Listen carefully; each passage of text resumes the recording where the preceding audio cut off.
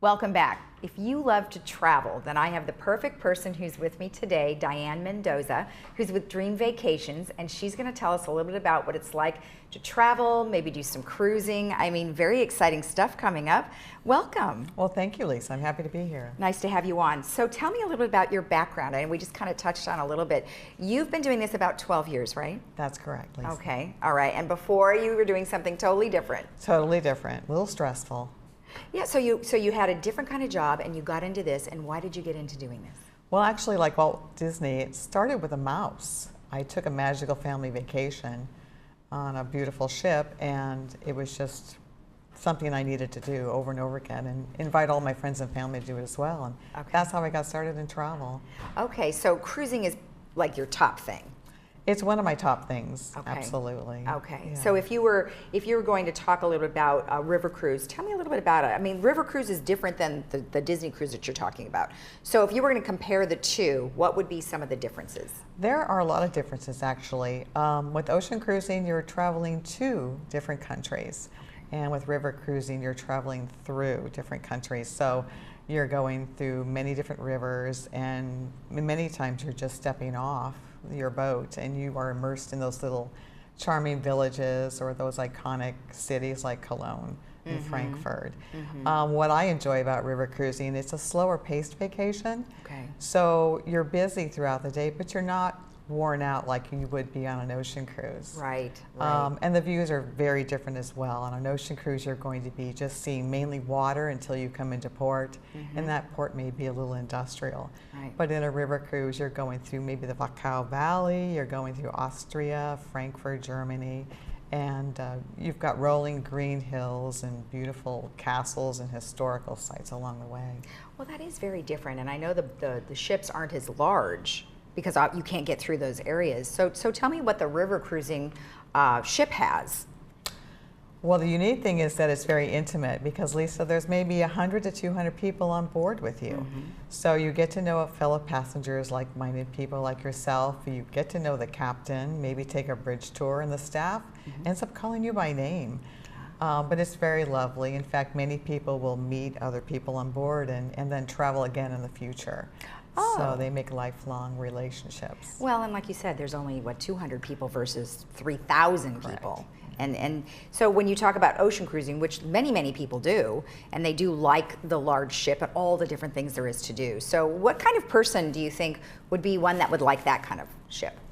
Well, because the waters are very shallow and very calm, many people suffer from a little bit, or they're sensitive to motion. So the river cruise would eliminate that because you're in shallow waters, land's always in sight. And I think that would be a good fit for somebody that would need that. Okay. All right, good. And then so we're kind of gearing more towards the river cruising here during our discussion. Dietary needs. I mean, many people have certain food items that they can and cannot eat. So is that accommodated? Absolutely. Most dietary concerns can be addressed. Okay.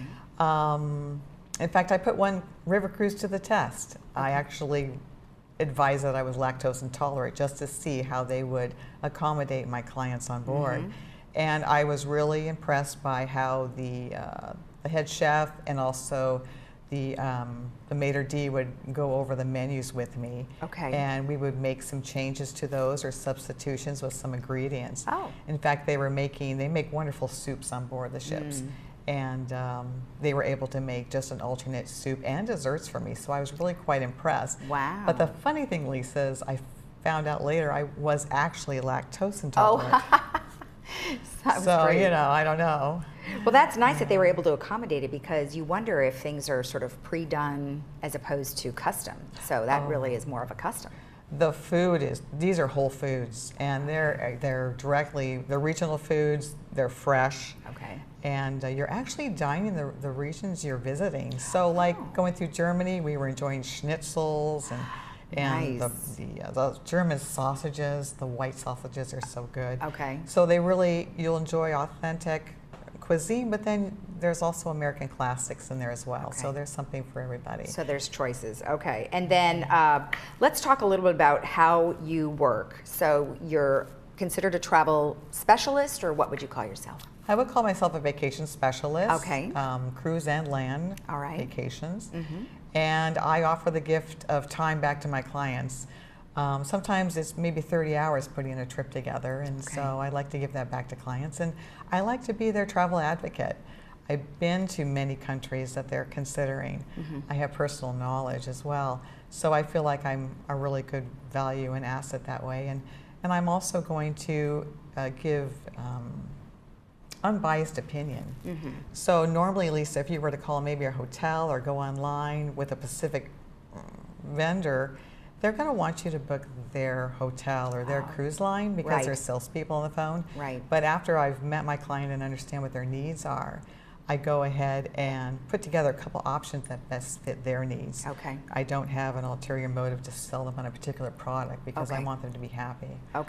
So now, if I was to call you and I said, okay, we really wanted to book this particular river cruise and this trip, but I don't know anything about any of them. So would you come to their home, or do you have an office that they go to, or how does that work? Yes, as a resident, I do come to my clients' homes. And many people like to have me over in the comfort of their home, or we can meet somewhere in the village. And I would like to find out what you'd be looking forward to doing. A lot of people have dreams in their minds and experiences of what they want to do. So my job is to kind of just find out what you're looking for, and then knowing my products and knowing my destinations, I put together some suggestions for you. And then, of course, be mindful of your budget. And then sometimes there's families traveling together, so maybe Joey wants to do something different than Sarah. So there's always, the children to consider as well, because we want them to be immersed as well. I used someone similar to what you do many years ago for Europe, and I had never been. And what I found so nice is that not only did you book all of my hotels and everything I was doing, but the transfers. And see, I think people forget that you have to get from point A to point B because you don't have a car, you don't know the bus routes, so the transfers were really important.